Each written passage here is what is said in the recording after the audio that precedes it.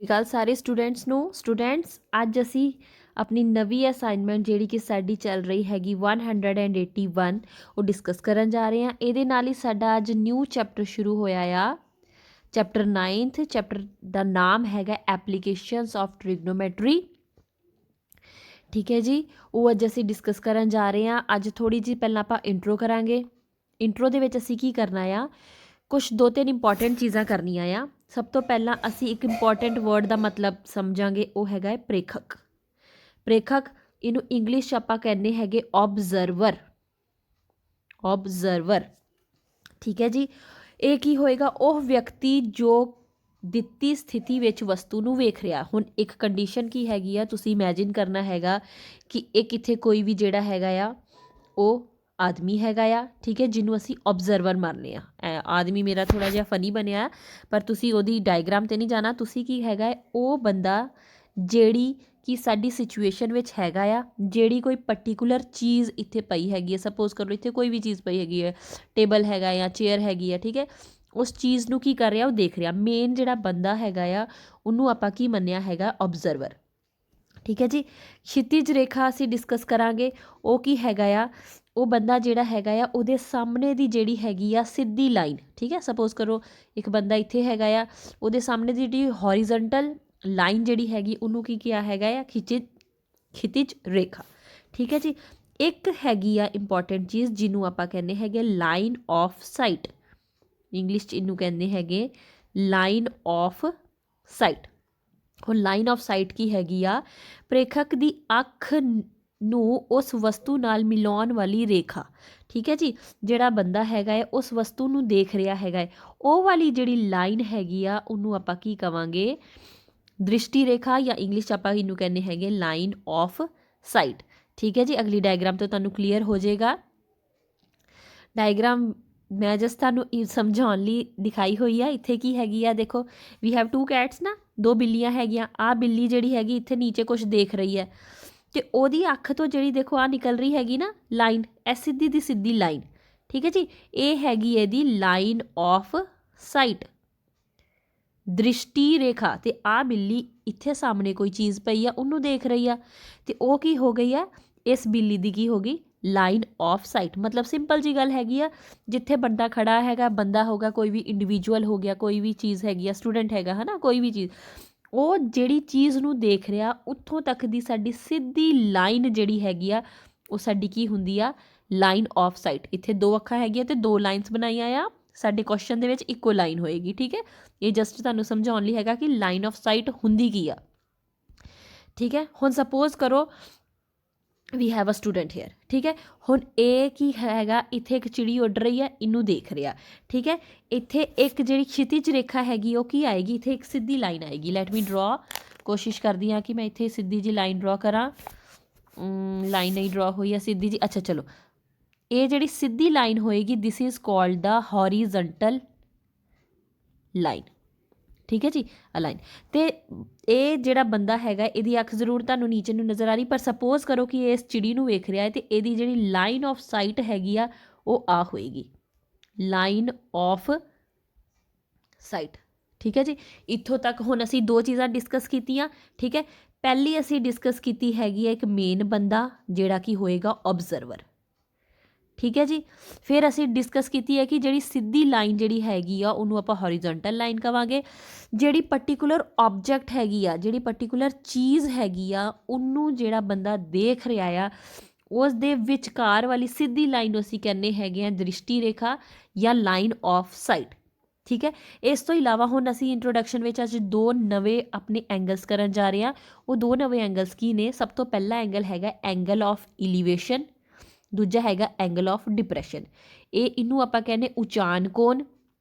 ਉਚਾਨ ਉਚਾਈ ਤੋਂ ਯਾਦ ਰੱਖਣਾ, ਇਹਨੂੰ ਕਹਿੰਦੇ ਆਪਾਂ ਨਿਵਾਨ ਕੋਣ। ਠੀਕ ਹੈ ਜੀ। ਇਹ ਅਸਾਈਨਮੈਂਟ ਵਿੱਚ ਤੁਹਾਨੂੰ ਦਿੱਤਾ ਹੋਇਆ ਹੈ, ਉੱਥੇ ਆਪਾਂ ਰੀਡਿੰਗ ਕਰ ਲਾਂਗੇ।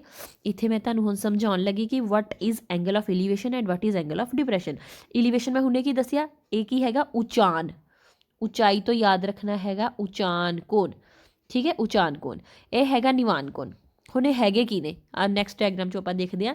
ਸਪੋਜ਼ ਕਰੋ ਹੁਣ ਇੱਥੇ ਕੀ ਹੈਗਾ, ਉਹੀ ਇੱਕ ਆਪਾਂ ਪਹਿਲੀ ਕੰਸੈਪਟ ਕੀਤਾ ਨਾ, ਇੱਕ ਓਬਜ਼ਰਵਰ ਪਹਿਲਾ ਪੁਆਇੰਟ ਕੀਤਾ ਸੀਗਾ।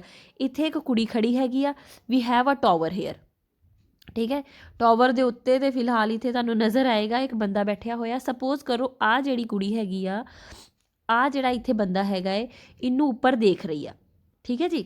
ਹੁਣ ਇੱਥੇ ਸਾਡੀ ਜਿਹੜਾ ਦੇਖੋ ਹੌਰੀਜ਼ੈਂਟਲ ਲਾਈਨ ਆ ਗਈ, ਇਹ ਆ ਗਈ क्षितिज ਰੇਖਾ ਹੈ ਨਾ। ਇਹ ਇੱਕ ਮਿੰਟ ਰੁਕੀ ਜਰਾ, ਇਹ ਆ ਗਈ ਸਾਡੀ क्षितिज ਰੇਖਾ। ਜਿਹੜਾ ਦੂਜਾ ਹੈਗਾ ਆ ਲਾਈਨ ਆਫ ਸਾਈਟ, ਕਿਉਂਕਿ ਇਹ ਕੁੜੀ ਜਿਹੜੀ ਹੈਗੀ ਇੱਥੇ ਉੱਪਰ ਦੇਖ ਰਹੀ ਹੈ, ਇਸ ਕਰਕੇ ਜਿਹੜੀ ਸਿੱਧੀ ਲਾਈਨ ਜਿਹੜੀ ਹੈਗੀ ਹੈ ਉਹ ਹੈਗੀ ਸਾਡੀ ਲਾਈਨ ਆਫ ਸਾਈਟ। ਹੁਣ ਆ ਕੁੜੀ ਜਦੋਂ ਉੱਪਰ ਨੂੰ ਦੇਖ ਰਹੀ ਆ, ਉਚਾਈ ਵੱਲ ਨੂੰ ਦੇਖ ਰਹੀ ਹੈ, ਤੇ ਫਿਰ ਆਪਾਂ ਕੀ ਕਰਨਾ ਹੈਗਾ, ਇਹਨੂੰ ਆਪਾਂ ਕਵਾਂਗੇ ਐਂਗਲ ਆਫ ਇਲੀਵੇਸ਼ਨ, ਕਿਉਂਕਿ ਉੱਚਾ ਦੇਖ ਰਹੀ ਆ ਆਪਣੀ ਲਾਈਨ ਤੋਂ, ਆਪਣੀ ਹੌਰੀਜ਼ੈਂਟਲ ਲੈਵਲ ਤੋਂ ਇਹ ਉੱਚਾ ਦੇਖ ਰਹੀ ਹੈ। ਐਰੋ ਆਪਾਂ ਉੱਪਰ ਨੂੰ ਦੇ ਰਹੇ ਹਾਂ, ਠੀਕ ਹੈ। ਉੱਚਾ ਦੇਖ ਰਹੀ ਹੈ, ਉਹ ਆ ਗਿਆ ਉਚਾਨ ਕੋਣ, ਉਹੀ ਬਣੇਗਾ ਸਾਡਾ ਇੱਥੇ ਬਣੇਗਾ ਐਂਗਲ ਆਫ ਇਲੀਵੇਸ਼ਨ, ਜਿਹੜਾ ਕਿ ਇੱਥੇ ਦਿੱਤਾ ਹੈ ਐਂਗਲ ਆਫ ਇਲੀਵੇਸ਼ਨ ਉਚਾਨ ਕੋਣ। ਸਿੰਪਲ ਲੈਂਗੁਏਜ ਕਹਾਂ ਕਿ ਜਦੋਂ ਅਸੀਂ ਆਪਣੇ ਲੈਵਲ ਤੋਂ ਉੱਪਰ ਹੋ ਕੇ ਦੇਖ ਰਹੇ ਹਾਂ ਤੇ ਸਾਡਾ ਉੱਪਰ ਵਾਲੇ ਦੇ ਨਾਲ ਜਿਹੜਾ ਐਂਗਲ ਬਣ ਰਿਹਾ ਉਹ ਹੈਗਾ ਐਂਗਲ ਆਫ ਇਲੀਵੇਸ਼ਨ। ਆਪੋਜ਼ਿਟ ਆਏਗਾ ਐਂਗਲ ਆਫ ਡਿਪਰੈਸ਼ਨ, ਉਹ ਵੀ ਆਪਾਂ ਡਾਇਗਰਾਮ 'ਚੋਂ ਸਮਝ ਲੈਂਦੇ ਹਾਂ। ਹੁਣ ਸਪੋਜ਼ ਕਰੋ ਇੱਥੇ ਬੰਦਾ ਕੀ ਜਿਹੜਾ ਹੈਗਾ ਆਬਜ਼ਰਵਰ, ਇੱਥੇ ਆ ਬੰਦਾ ਉੱਪਰ ਛੱਤ 'ਤੇ ਖਲੋਤਾ ਹੈ, ਆ ਬੰਦਾ ਇੱਥੇ ਇੱਕ ਨੀਚੇ ਕਾਰ ਹੈਗੀ ਆ ਇਹਨੂੰ ਦੇਖ ਰਿਹਾ, ਠੀਕ ਹੈ। ਹੁਣ ਬੰਦਾ ਉੱਪਰ ਆ ਤੇ ਕਾਰ ਨੀਚੇ, ਉਹ ਨੀਚੇ ਨੂੰ ਦੇਖ ਰਿਹਾ, ਤੇ ਉਹ ਜਿਹੜਾ ਐਂਗਲ ਇੱਥੇ ਬੰਦਾ ਇੱਥੇ ਹੋ ਗਿਆ, ਇਹ ਸਾਡੀ ਇਹਦੀ ਹੌਰੀਜ਼ੈਂਟਲ ਲਾਈਨ ਆ ਜਿਹਨੂੰ ਆਪਾਂ क्षितिज ਰੇਖਾ ਕਹਿੰਦੇ, ਠੀਕ ਹੈ, ਹੌਰੀਜ਼ੈਂਟਲ ਲਾਈਨ। ਤੇ ਬੰਦਾ ਤੇ ਆਬਜੈਕਟ ਦੇ ਵਿੱਚ ਦੀ ਜਿਹੜੀ ਹੈਗੀ ਆ ਇਹ ਹੈਗੀ ਇਹਦੀ ਲਾਈਨ ਆਫ ਸਾਈਟ, ਠੀਕ ਹੈ ਜੀ। ਹੌਰੀਜ਼ੈਂਟਲ ਲਾਈਨ ਤੇ ਲਾਈਨ ਆਫ ਸਾਈਟ ਦੇ ਵਿੱਚ ਵਾਲਾ ਜਿਹੜਾ ਐਂਗਲ ਹੈਗਾ ਉਹ ਆਏਗਾ ਸਾਡਾ ਐਂਗਲ ਆਫ ਡਿਪਰੈਸ਼ਨ, ਜਿਹੜਾ ਮੈਂ ਦਿਖਾਇਆ ਹੋਇਆ ਰੈੱਡ ਕਲਰ ਨਾਲ। This is angle of depression, ਨਿਵਾਨ ਕੋਣ। ਗਲਤੀ ਨਾਲ ਤੁਸੀਂ ਇਹ ਵਾਲੇ ਕੋਣ ਨੂੰ ਨਿਵਾਨ ਕੋਣ ਨਹੀਂ ਬਣਾਉਣਾ, ਠੀਕ ਹੈ ਜੀ। ਇਹ ਵਾਲੇ ਕੋਣ ਨੂੰ ਨਿਵਾਨ ਕੋਣ ਨਹੀਂ ਬਣਾਉਣਾ। ਨਿਵਾਨ ਕੋਣ ਹੋਏਗਾ, ਐਂਗਲ ਆਫ ਡਿਪਰੈਸ਼ਨ ਹੋਏਗਾ ਜਿਹੜਾ ਬੰਦੇ ਦੀ ਹੌਰੀਜ਼ੈਂਟਲ ਲਾਈਨ ਤੇ ਲਾਈਨ ਆਫ ਸਾਈਡ ਦੇ ਵਿੱਚ ਵਾਲਾ ਆ, ਠੀਕ ਹੈ ਜੀ। ਆਹ ਵਾਲਾ ਜਿਹੜਾ ਹੈਗਾ ਪੋਰਸ਼ਨ ਆ ਹੋਏਗਾ ਐਂਗਲ ਆਫ ਡਿਪਰੈਸ਼ਨ। ਦੁਬਾਰਾ ਦੱਸਦਾ, ਆਬਜ਼ਰਵਰ ਦਾ ਹੌਰੀਜ਼ੈਂਟਲ ਲਾਈਨ ਤੇ ਲਾਈਨ ਆਫ ਸਾਈਟ ਦੇ ਵਿੱਚ ਵਾਲਾ ਜਿਹੜਾ ਐਂਗਲ ਹੋਏਗਾ ਉਹ ਹੋਏਗਾ ਐਂਗਲ ਆਫ ਡਿਪਰੈਸ਼ਨ। ਹੁਣ ਇਸੇ ਕੰਡੀਸ਼ਨ ਵਿੱਚ ਸਮਝੋ, ਸਪੋਜ਼ ਕਰੋ ਇੱਕ ਬੰਦਾ ਕਾਰ ਦੇ ਅੰਦਰ ਹੈਗਾ ਆ, ਉਹ ਬੰਦਾ ਇਸ ਬੰਦੇ ਨੂੰ ਉੱਪਰ ਵੇਖ ਰਿਹਾ, ਆ ਬੰਦਾ ਜਦੋਂ ਇਸ ਬੰਦੇ ਨੂੰ ਉੱਪਰ ਵੇਖ ਰਿਹਾ ਤੇ ਇਹਦੀ ਹੌਰੀਜ਼ੈਂਟਲ ਲਾਈਨ ਇੱਥੇ ਆ ਗਈ, ਠੀਕ ਹੈ ਜੀ। ਤੇ ਇਹ ਜਦੋਂ ਉੱਪਰ ਨੂੰ ਦੇਖ ਰਿਹਾ, ਉੱਪਰ ਜਿਹੜਾ ਐਂਗਲ ਬਣ ਰਿਹਾ ਇੱਥੇ ਹੀ ਸਾਡਾ ਇਹਦਾ ਕਿਹੜਾ ਐਂਗਲ ਬਣ ਰਿਹਾ, ਐਂਗਲ ਆਫ ਇਲੀਵੇਸ਼ਨ। ਇਹ ਕਿਹੜਾ ਐਂਗਲ ਬਣ ਰਿਹਾ, ਐਂਗਲ ਆਫ ਇਲੀਵੇਸ਼ਨ, ਠੀਕ ਹੈ। ਆ ਸੀਗਾ ਐਂਗਲ ਆਫ ਡਿਪਰੈਸ਼ਨ, ਆ ਹੈਗਾ ਐਂਗਲ ਆਫ ਇਲੀਵੇਸ਼ਨ। ਹੁਣ ਇਹ ਸਾਨੂੰ ਪਤਾ ਲੱਗ ਰਿਹਾ ਕਿ ਜਿਹੜੀ ਉੱਪਰ ਵਾਲੀ ਲਾਈਨ ਹੈਗੀ ਹੈ ਨੀਚੇ ਵਾਲੀ ਲਾਈਨ ਦੀ ਕੀ ਹੈਗੀ ਆ, ਸਮਾਂਤਰ ਹੈਗੀ ਆ। ਜਦੋਂ ਸਮਾਂਤਰ ਹੈਗੀ ਤੇ ਜਿਹੜੇ ਆਲਟਰਨੇਟ ਐਂਗਲਸ ਹੈਗੇ ਆ ਉਹ ਕੀ ਹੁੰਦੇ, ਇਕੁਅਲ। ਇਹਦਾ ਮਤਲਬ ਜਿਹੜਾ ਰੈੱਡ ਵਾਲਾ ਐਂਗਲ ਹੈਗਾ ਹੈ ਬੱਚਿਓ ਮੇਰੇ, ਗ੍ਰੀਨ ਵਾਲੇ ਐਂਗਲ ਦੇ ਕੀ ਆ ਰਿਹਾ, ਬਰਾਬਰ ਆ ਰਿਹਾ। ਇਹਦਾ ਮਤਲਬ ਜਿਹੜਾ ਐਂਗਲ ਆਫ ਡਿਪਰੈਸ਼ਨ ਹੈਗਾ ਆ, ਠੀਕ ਹੈ ਜੀ, ਉਹ ਕਿਹਦੇ ਬਰਾਬਰ ਹੁੰਦਾ ਆ, ਸਾਡਾ ਐਂਗਲ ਆਫ ਇਲੀਵੇਸ਼ਨ ਦੇ ਬਰਾਬਰ ਹੁੰਦਾ ਆ, ਠੀਕ ਹੈ ਜੀ। ਇਹ ਵੀ ਚੀਜ਼ ਸਮਝ ਆ ਗਈ ਨਾ। ਚਲੋ ਇੱਕ ਵਾਰੀ ਦੁਬਾਰਾ ਹੁਣ ਇੱਕ ਲਾਸਟ ਡਾਇਗਰਾਮ 'ਚੋਂ ਕਨਸੈਪਟ ਕਲੀਅਰ ਕਰਕੇ ਆਪਾਂ ਕੁਐਸਚਨ ਵੱਲ ਜੰਪ ਕਰਦੇ ਹਾਂ। ਸਪੋਜ਼ ਇੱਥੇ ਹੁਣ ਆਬਜ਼ਰਵਰ ਖਲੋਤਾ ਆ, ਇੱਥੇ ਗਰਾਊਂਡ 'ਚ ਇੱਕ ਬਾਲ ਪਈ ਆ, ਠੀਕ ਹੈ ਜੀ।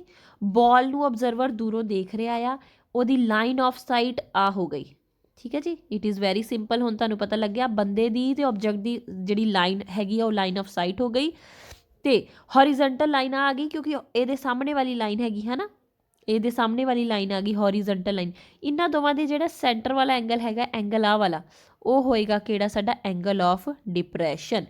ਇਹਨੂੰ ਆਪਾਂ ਕੀ ਲਿਖਣਾ ਹੈਗਾ, ਐਂਗਲ ਆਫ ਡਿਪਰੈਸ਼ਨ, ਠੀਕ ਹੈ ਜੀ। ਇਹ ਕਿੰਨਾ ਦਿਖਾਇਆ ਇੱਥੇ, 17 ਡਿਗਰੀ ਦਿਖਾਇਆ ਆ, ਠੀਕ ਹੈ। ਇੱਥੇ ਹੀ ਆਪਾਂ 17 ਡਿਗਰੀ ਲਿਖ ਕੇ ਦੱਸਿਆ ਕਿ ਐਂਗਲ ਆਫ ਡਿਪਰੈਸ਼ਨ ਹੋਏਗਾ। ਸਿੰਪਲ ਲੈਂਗੁਏਜ 'ਚ ਦੱਸਾਂ, ਬੰਦਾ ਜਦੋਂ ਉੱਪਰ ਵੱਲ ਨੂੰ ਵੇਖੇਗਾ ਐਂਗਲ ਆਫ ਇਲੀਵੇਸ਼ਨ ਬਣੇਗਾ, ਉਹੀ ਬੰਦਾ ਜਦੋਂ ਥੱਲੇ ਵੱਲ ਨੂੰ ਵੇਖੇਗਾ ਉਹ ਐਂਗਲ ਆਫ ਡਿਪਰੈਸ਼ਨ ਬਣੇਗਾ, ਠੀਕ ਹੈ ਜੀ।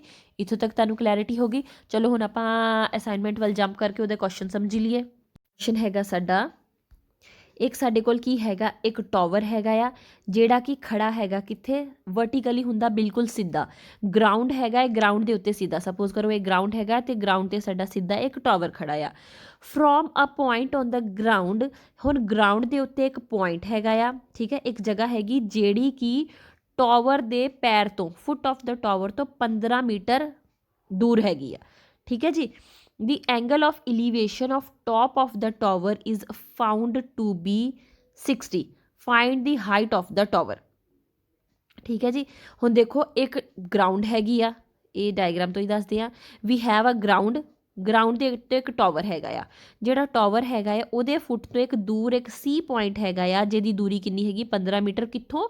ਟਾਵਰ ਦੇ ਫੁੱਟ ਤੋਂ।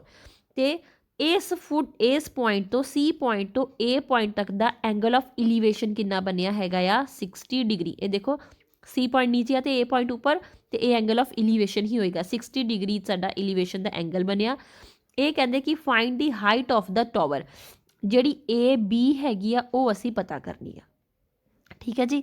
ਫਿਰ ਦੁਬਾਰਾ ਦੇਖ ਲਈਏ ਇੱਕ ਵਾਰੀ, ਸਾਨੂੰ ਸੀ ਬੀ ਦਿੱਤੀ ਹੋਈ ਆ 15 ਮੀਟਰ, ਸਾਨੂੰ ਇੱਕ ਕੋਣ ਦਿੱਤਾ ਹੋਇਆ ਆ 60 ਡਿਗਰੀ, ਤੇ ਅਸੀਂ ਹੁਣ ਐਚ ਪਤਾ ਕਰਨਾ। ਠੀਕ ਹੈ ਜੀ, ਬਹੁਤ ਸਿੰਪਲ ਜੀ ਗੱਲ ਹੈਗੀ ਆ। ਦੇਖੋ ਇੱਥੇ ਜਿਹੜਾ 60 ਡਿਗਰੀ ਦਿੱਤਾ ਹੋਇਆ, ਇਹਨੂੰ ਹੁਣ ਅਸੀਂ ਥੀਟਾ ਲੈ ਕੇ ਚੱਲਣਾ, ਥੀਟਾ ਐਂਗਲ। ਠੀਕ ਹੈ। ਹੁਣ ਪਿਛਲੀ ਜਿਹੜੇ ਚੈਪਟਰ ਸੀਗੇ ਉਹਦੇ ਵਿੱਚ ਅਸੀਂ ਟੀ ਰੇਸ਼ੋਜ਼ ਕੀਤੇ ਸੀਗੇ ਨਾ 6। ਠੀਕ ਹੈ। ਉਸ ਚੀਜ਼ ਨੂੰ ਧਿਆਨ ਰੱਖਦੇ ਹੋਏ ਹੁਣ ਅਸੀਂ ਦੇਖਣਾ ਹੈ ਕਿ ਸਾਡੇ ਕੋਲ ਕੀ ਗਿਵਨ ਹੈ ਤੇ ਅਸੀਂ ਕੀ ਕੱਢ ਸਕਦੇ ਹਾਂ, ਕੀ ਰਕਮ ਯੂਜ਼ ਕਰਕੇ। ਅਸੀਂ ਇੱਥੇ 60 ਡਿਗਰੀ ਦਾ ਐਂਗਲ ਵਰਤਣਾ ਆ, ਅਸੀਂ ਇੱਥੇ 15 ਮੀਟਰ ਵੀ ਵਰਤਣਾ ਆ, ਤੇ ਅਸੀਂ ਐਚ ਕੱਢਣਾ ਆ। ਹੁਣ ਦੇਖੀਏ, ਜਦੋਂ 60 ਡਿਗਰੀ ਦਾ ਕੋਣ ਹੈਗਾ, 60 ਦੇ ਸਾਹਮਣੇ ਵਾਲੀ ਭੁਜਾ ਜਿਹੜੀ ਹੈਗੀ ਆ, ਇਹ ਸਾਡੀ ਕੀ ਹੋ ਗਈ? ਲੰਬ ਹੋ ਗਈ। ਠੀਕ ਹੈ ਜੀ, ਇਹ ਸਾਡੀ ਲੰਬ ਹੋ ਗਈ। ਜਿਹੜੀ 15 ਹੈਗੀ ਇਹ ਸਾਡੀ ਕੀ ਹੋ ਗਈ? ਆਧਾਰ ਹੋ ਗਈ। ਠੀਕ ਹੈ ਜੀ। ਤੇ ਸਾਨੂੰ ਪਤਾ ਹੈਗਾ ਕਿ ਲੰਬ ਤੇ ਆਧਾਰ ਜਿਹੜਾ ਹੈਗਾ, ਇਹਨਾਂ ਦੋਵਾਂ ਦਾ ਰਿਲੇਸ਼ਨ, ਜਿਹੜਾ ਪੀ ਤੇ ਬੀ ਦਾ ਰਿਲੇਸ਼ਨ ਹੈਗਾ ਹੈ, ਸਾਨੂੰ ਪਤਾ P/B ਜਿਹੜਾ ਹੁੰਦਾ ਉਹ ਕਿਹਦੇ ਬਰਾਬਰ ਹੁੰਦਾ ਆ? ਟੈਨ ਆਫ ਥੀਟਾ ਦੇ ਬਰਾਬਰ। ਠੀਕ ਹੈ ਜੀ। ਤੇ ਥੀਟਾ ਇੱਥੇ ਕੀ ਹੈਗਾ ਆ? 60 ਡਿਗਰੀ ਹੈਗਾ। ਇਸ ਕਰਕੇ ਟੈਨ ਥੀਟਾ ਜਿਹੜਾ ਹੈਗਾ P/B ਹੁੰਦਾ। ਇਹਦਾ ਮਤਲਬ ਇਸ ਡਾਇਗਰਾਮ ਵਿੱਚ ਮੈਂ ਕੀ ਲਿਖ ਸਕਦੀ ਬੱਚਿਓ?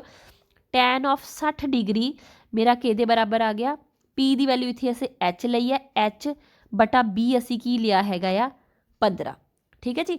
ਤੁਸੀਂ ਜਿਹੜੇ ਆਹ ਚੈਪਟਰ ਦੇ ਵਿੱਚ ਜਿੰਨੇ ਵੀ ਕੁਐਸਚਨਸ ਹੈਗੇ ਆ, ਤੁਸੀਂ ਇਸ ਤਰੀਕੇ ਦੀ ਰਿਲੇਸ਼ਨ ਇੱਕ ਫਾਰਮ ਕਰਨੀ ਆ, ਜਿਹਦੇ ਤੋਂ ਬਾਅਦ ਤੁਸੀਂ ਕੁਐਸਚਨ ਜਿਹੜਾ ਹੈਗਾ ਬਹੁਤ ਈਜ਼ਲੀ ਕਰ ਪਾਓਗੇ। ਠੀਕ ਹੈ। ਕੀ ਦਿੱਤਾ ਹੈਗਾ ਤੇ ਕੀ ਪਤਾ ਕਰਨਾ, ਉਹ ਦੋਵੇਂ ਚੀਜ਼ਾਂ ਵਿੱਚ ਰਿਲੇਸ਼ਨ ਇਨਕਲੂਡਿੰਗ ਥੀਟਾ। ਠੀਕ ਹੈ। ਉਹ ਕਰਕੇ ਅਸੀਂ ਇੱਕ ਇਕੁਏਸ਼ਨ ਫਾਰਮ ਕਰਾਂਗੇ, ਉਹਦੇ ਤੋਂ ਅਸੀਂ ਵੈਲਿਊਜ਼ ਪਤਾ ਕਰ ਲੈਣੀਆਂ।